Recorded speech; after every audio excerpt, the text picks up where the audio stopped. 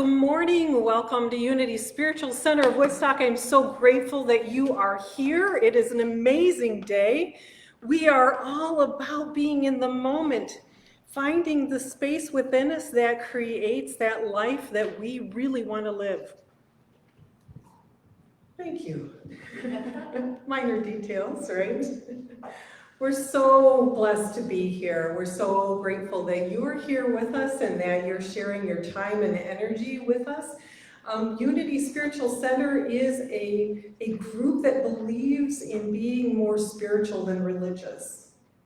Being more spiritual means that you are attuned to a power and a source that is greater than you are, and that it guides you as you develop that way to listen, to settle into knowing that there is a wisdom within you that is ready to share everything with you.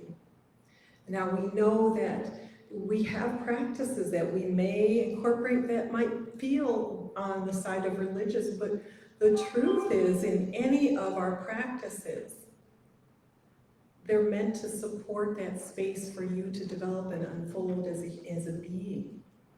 So welcome to Unity Spiritual Center of Woodstock. My name is Marypatriece Wendt, and I am the spiritual leader here, and I'm the only one here today. So Tom is here in spirit, and he sends his welcome and his hellos and his love too.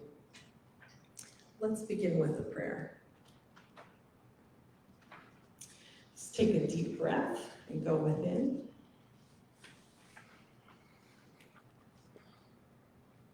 Divine Spirit, source of every experience that we have and every piece of abundance that we receive, we are grateful for this day. We are grateful for the life and the love and the joy that we get to express. We are grateful for being able to create the experience that we hope for. And we're so grateful that every moment that we settle down and settle in to a space to commune with you, that you are with us. We open our hearts and minds for more of those interactions. We open our lives to be an example of what that looks like. Thank you, God. Thank you, Spirit, for the breath that's given to make the reality happen. We know we created in each one of these breaths, and so it is. Amen. Okay, let's go ahead and do our 5 unity principles. Ready? There is only one presence and one power in the universe and in my life, God, the good omnipotence.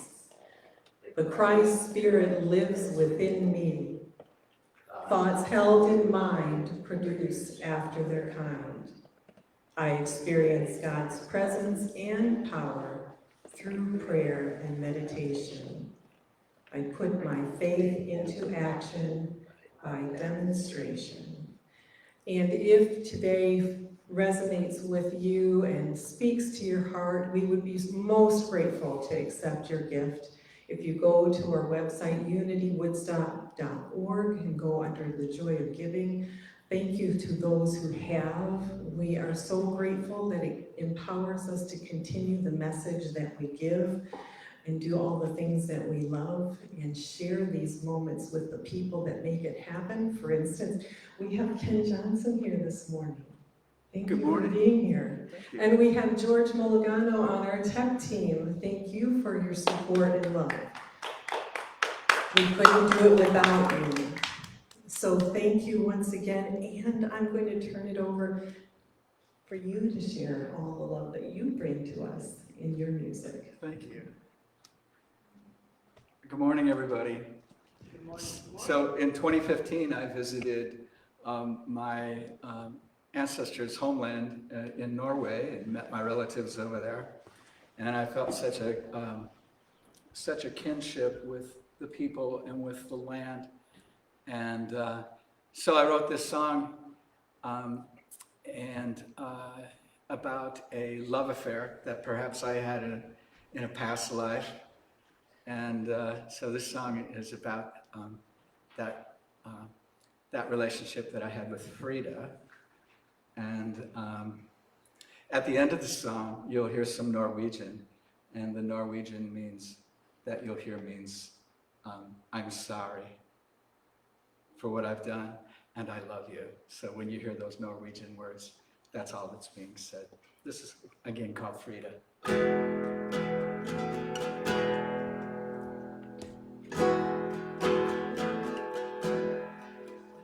I was born in Balestrone, a tiny town on the edge of the sea,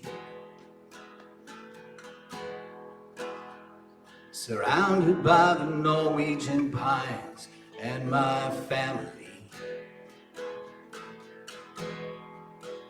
I grew up with the girl next door, such a faithful friend. We said we'd marry like children say they're married. We love to walk holding hands and to hear her talk in a voice that calmed me. As I grew up, I longed for the sea, but Frida only longed for me. Frida, I can't blame you if you don't want me back, but I know that you remember when love flowed through our veins. Frida, I can't blame you for the feelings you lack. Now I've reaped everything that I've sown. I'm so sorry that I left you alone. I'm asking you to please come home. Frida, tired of waiting, Frida met a merchant from a good family.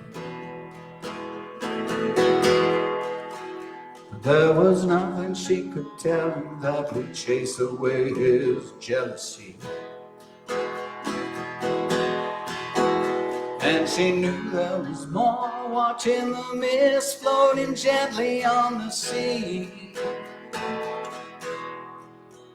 Such beauty, such beauty. May I relate that gentle night, remember walking slowly, each step perfect. So I'll wait, thinking only of the girl who speaks the words I trust. Frida, I can't blame you if you don't want me there, but I know that you remember when love flowed through our veins. Frida, a broken heart can take some time to repair. Now I've reaped everything that I've sown. I'm so sorry that I left you alone. Asking you to please come home. Frida, now I spend my days in this cabin my grandfather built, sitting by a fire wrapped up in my grandmother's quilt. And I look out across the fjord at the mist floating gently on the sea. Such beauty, such beauty. Frida, I can't blame you But I know that you remember when love flowed through our veins. Freedom, loving heart can take some time to prepare.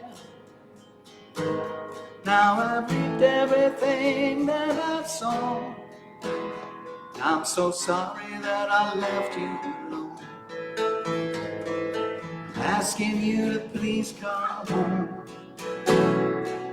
Free Beklagen, beklagen, beklagen. Jag älskar dig, jag älskar dig.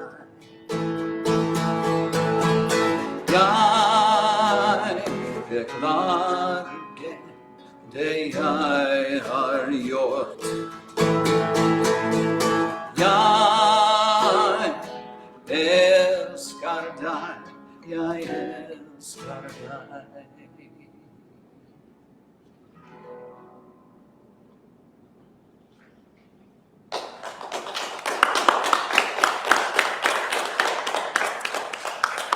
So if you would please, take some deep breaths with me, and we'll have a time of reflection together.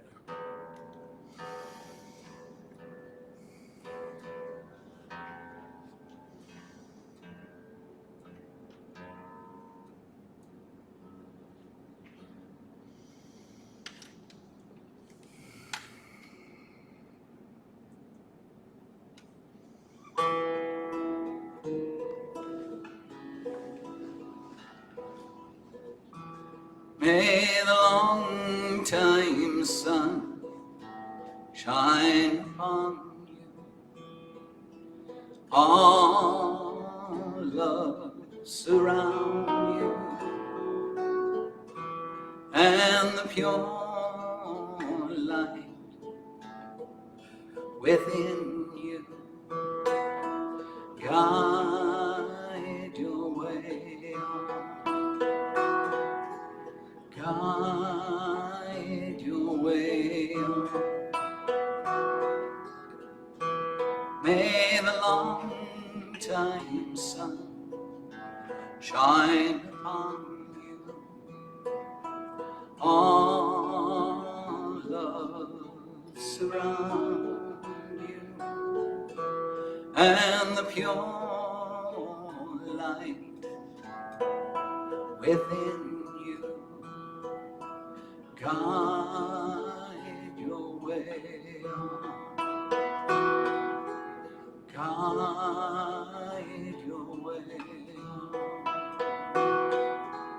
Guide your way on.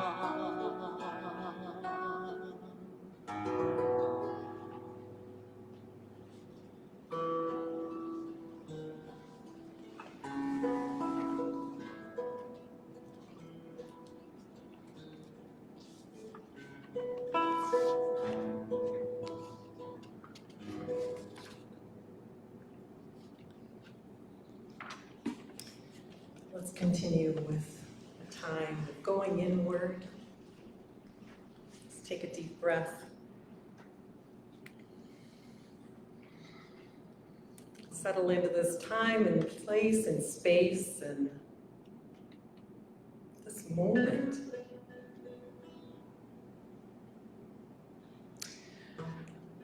And on Friday, there was a perfect daily word for today, so we're going to borrow it.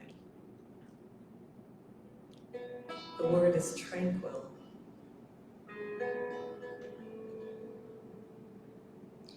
In this moment, I find my peace.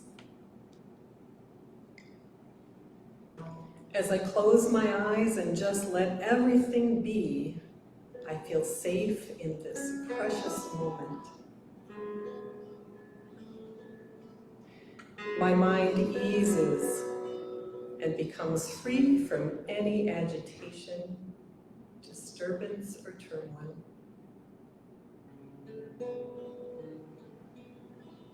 As I inhale deeply, I become aware of the peaceful spiritual presence that dwells within me. The waters of my soul become calm, revealing my inner stillness.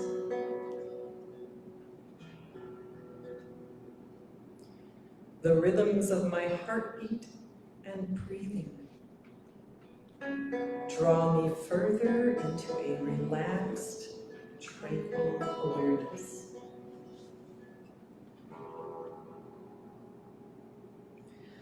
I am immersed in the quiet of this inner perfection.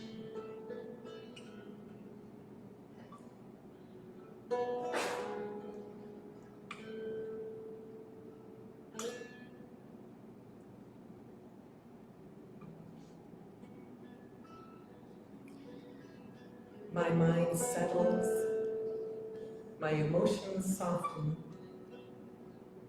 and my body becomes lighter. I rest safely in the silence of this perfect moment in time. There is nothing for me to do right now except to bask in tranquility. As I return to this room, to this moment, I carry my quiet serenity with me.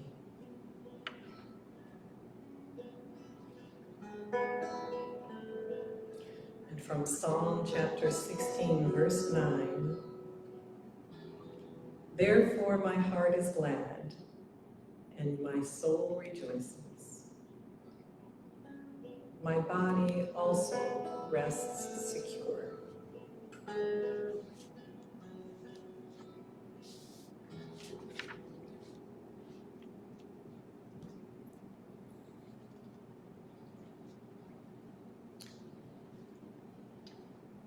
I'm not sure what woke me up.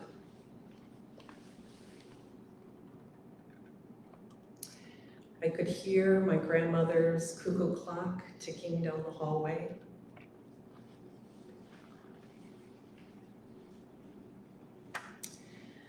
The moonlight was streaming through the open window,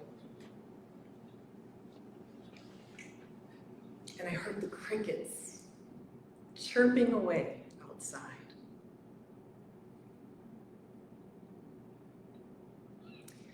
The light streamed in and came into the bed that I was sleeping and just pooled onto the quilt that my grandmother had made. You could see the uneven stitches in the light. The red patches looked more like maroon in this light.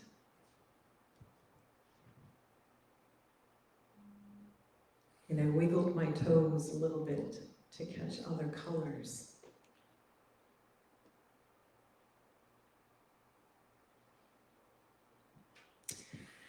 It seemed like I wasn't going to be able to get back to sleep so quickly because there was something in the room. I crawled out of the bed and I went to the window and I looked out and saw the yard bathed in a blue-white light. It was so beautiful.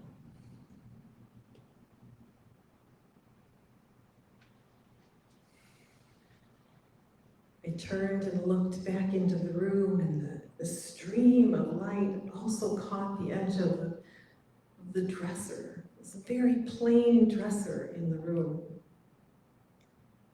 with a big mirror on it.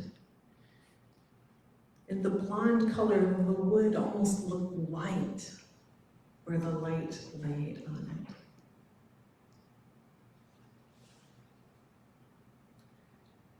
And on the top of that dresser was a picture. of my mom standing in front of the very dresser it was on, with my grandmother behind her, fixing her veil, smiling. And I just stood there and absorbed that moment. It was as though they were all there.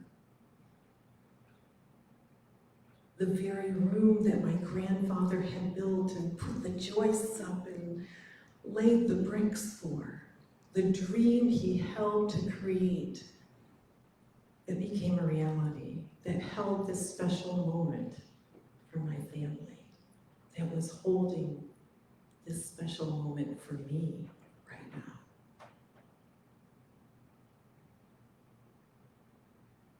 It was as though I wasn't alone in the room. There was a presence there that honored them and their dreams and made me feel one with it, fully connected, fully a part, and expanding even more to make room for me and who I am.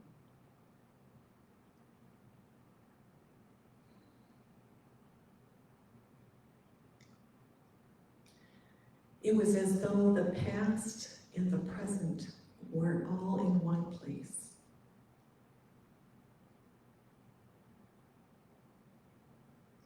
It was as though I was floating on an ocean of love.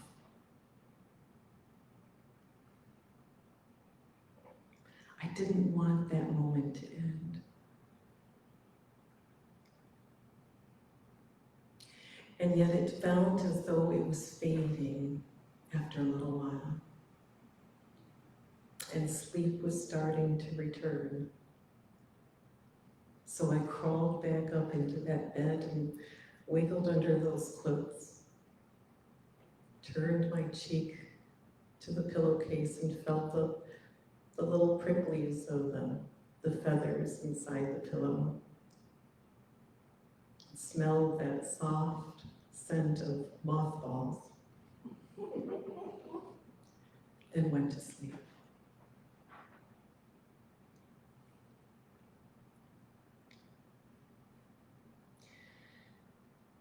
In the silence is where we connect. In the silence is where I connect not only with me, but with those I am related to and with those around me. And I remember back then in my grandmother's house, it was always quiet. Always, they never had a radio on. They hardly ever had the TV on, except for a certain time at night. And I kept thinking, why don't you want the radio? Where's the music? Where's the sound? Let's jazz this up a little bit. I didn't realize the wisdom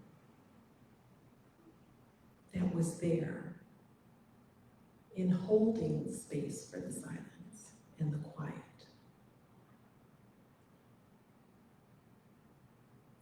That memory was from over 40 years ago, and yet I can go back and live it at any moment. I can go back and live that, but I can't remember what I had for lunch yesterday. Why is that? Does anyone else have that problem? I used to avoid the quiet all the time as much as I could. And I had the radio on or TV on or something in the background to keep things going. But of course you have to realize I grew up with, well, seven other siblings. the majority of that time, up until I was 8, in a 2-bedroom house. So I was used to that hum, and I didn't know how to invite in the quiet and to be in the quiet. And the interesting thing now is my house is pretty quiet. I say it's so that my partner can hear me, because that means noise is an excuse not to. But it's not true.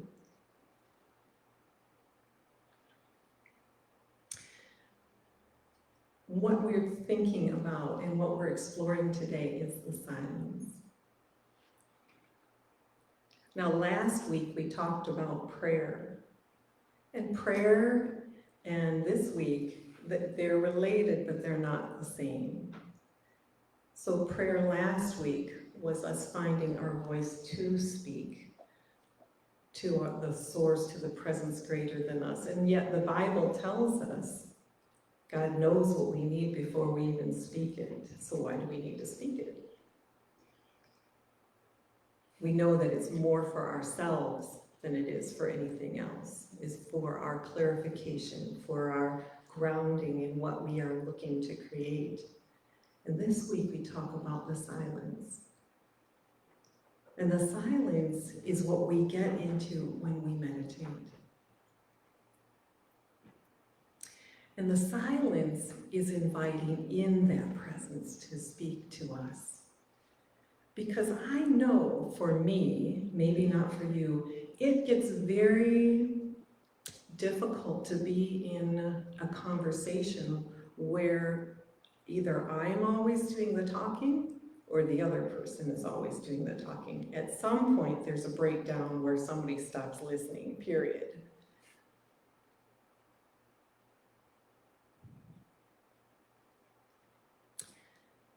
So the meditation and the silence is about hearing, tapping into the wisdom beyond the awareness that we have in this moment. And you know that we are studying the quest, and we're doing the book study every week. And it tells us the silence or meditation is the conscious direction of one's attention to the inner self. It is not, it shares there, it is not to alter your state of consciousness. That's not what it's for. It is not to create a high, although you will feel lighter once you've experienced this. It's not meant to be a time for problem solving.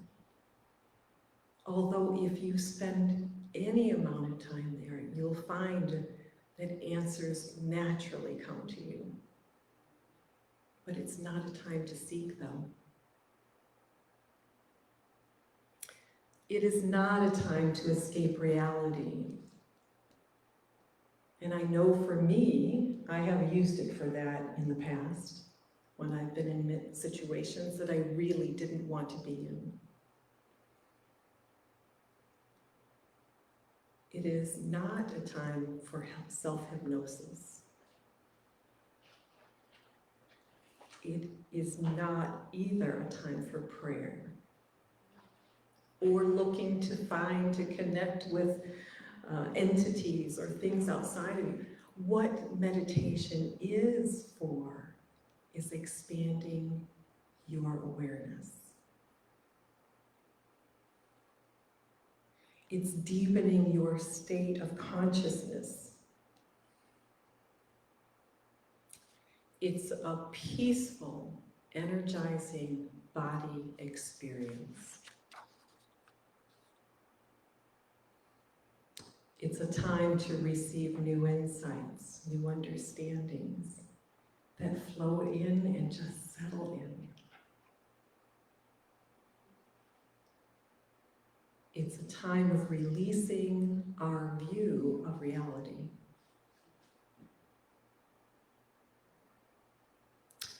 It's a time of being fully present.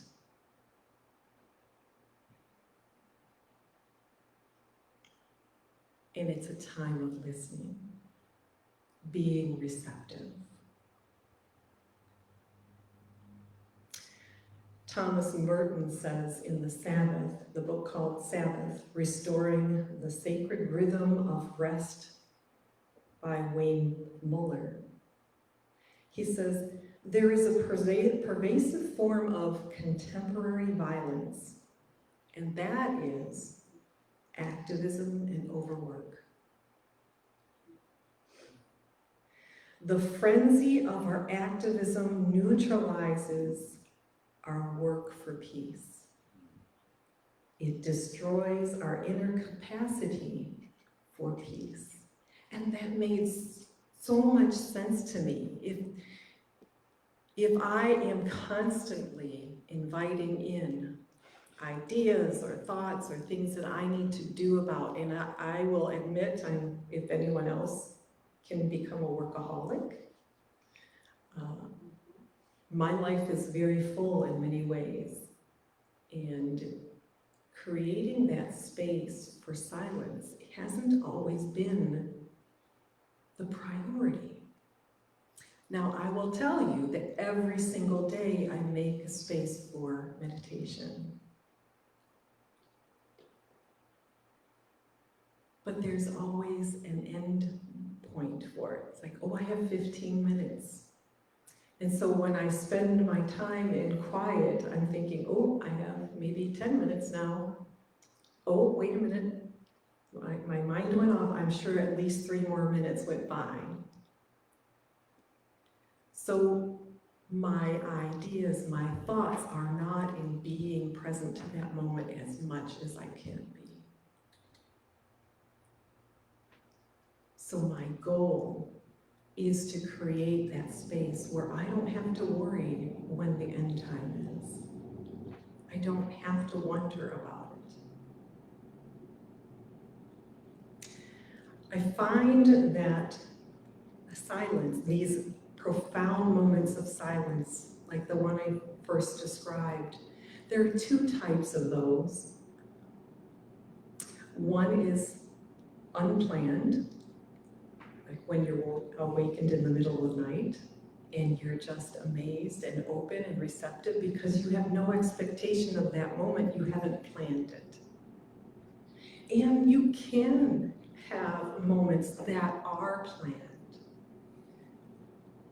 When I go to the Grand Canyon, I know there's going to be a moment of awe where I'm not going to want to say a thing. And I'm just going to want to draw in and absorb everything around me and allow it to just infuse every cell in me.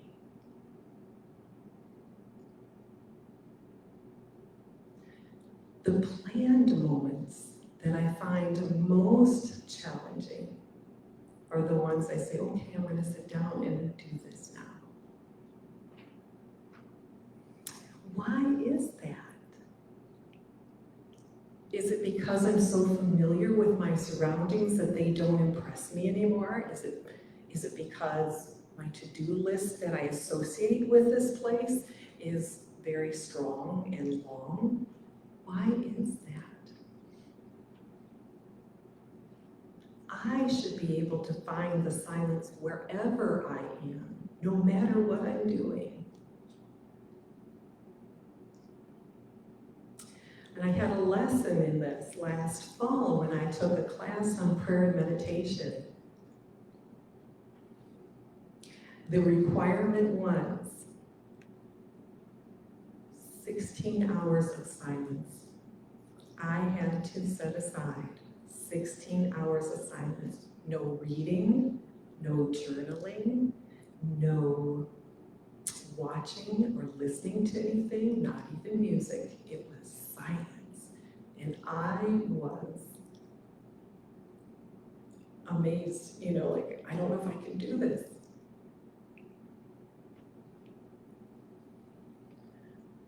So I did plan to go away. I went to a hotel and stayed the whole time in silence.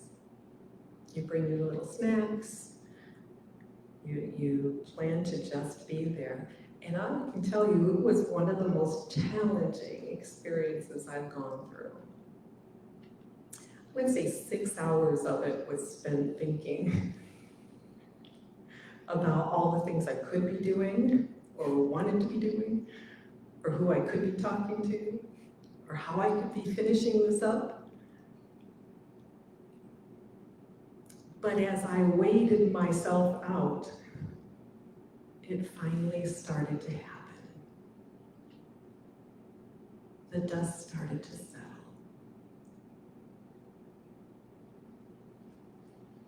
And I started to breathe and just pay attention to what was going on with my breath.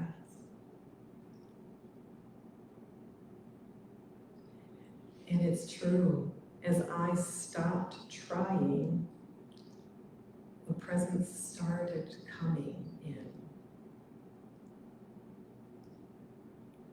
I had ideas, and then I had to think, is this idea for me or from something else? But they were ideas I had never considered, so I knew it wasn't from me. I had understandings and realizations about situations that I was working with that I'd never considered or came out from with that perspective. By the time that experiment was over, I walked out.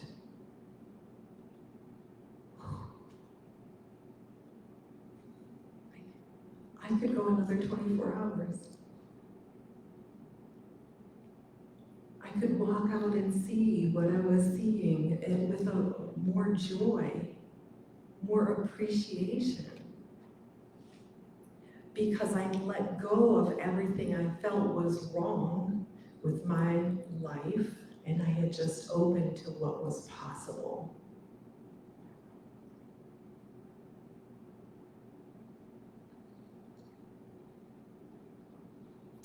I found my way back to floating in the ocean of love.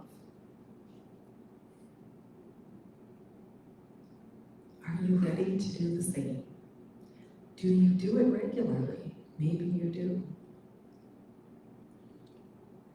But I know if you do, it will show on you. It will show. And it will show in your life and everything that shows up for you.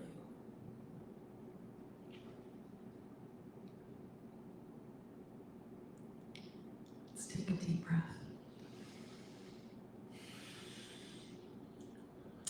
Divine Life, I invite in moments of silence, moments of awareness that bring me to an understanding of the presence within.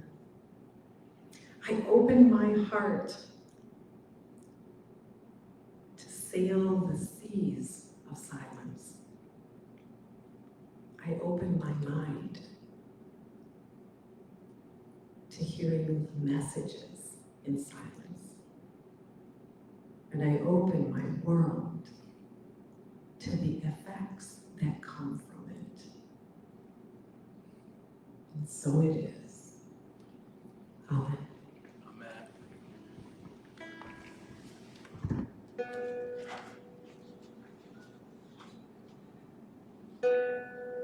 These are Peter Mayer lyrics set to the melody of an old Presbyterian hymn.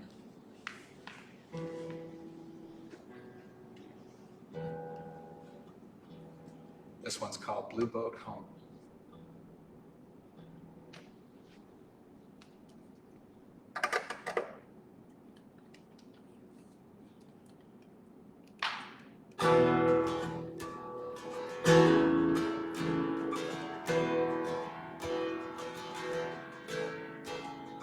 Though below me I feel no motion, standing on these mountains and plains, Far away from the rolling ocean, still my dry land heart can say, I've been sailing all my life now, never harbor nor port have I known.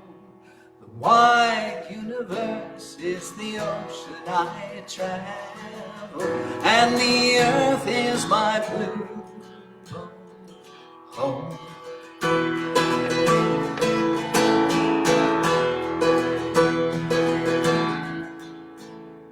Sun, my sail, and moon, my rudder, as I ply the starry sea, leaning over the edge in wonder, casting questions into the deep, drifting here with my ship's companions, all we pilgrim souls, making our way by the lights of the heaven in our beautiful blue home.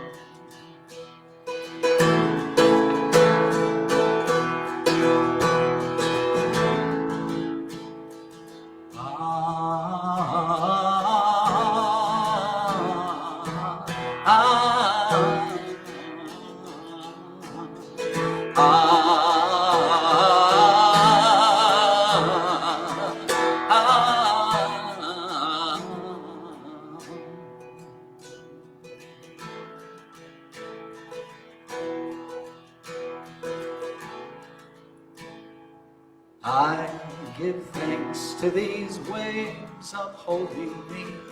Hail the great winds urging me on. Greet the infinite sea before me. Sing the sky my sailor's song. I was born upon the fathoms, never harbor nor port have I known. The wide universe is the ocean I travel, and the earth is my blue home. Blue home, blue home, blue home.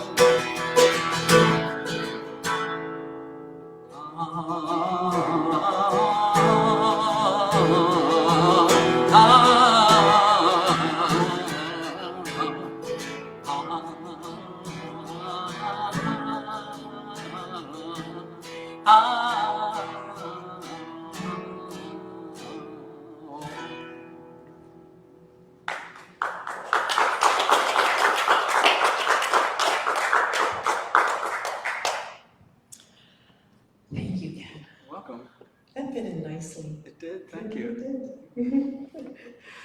And you know, we have such amazing musicians here. If you are ever interested in finding out more about their music, you can write into that little text box underneath here, and we'll get you contact information if you're interested. I know these two songs were your own. Thank you. The first one and this one. Thank you. Perfect. Okay.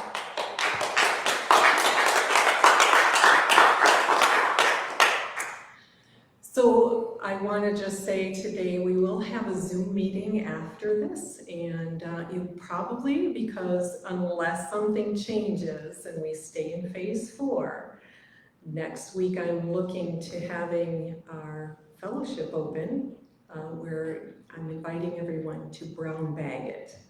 So if you're interested, come along next week. If something changes, I will definitely get an email out about that. And of course, make sure if you want to attend any of our groups, please check us out online. Some of them are meeting in person now, so you'll want to check in with the leader about that.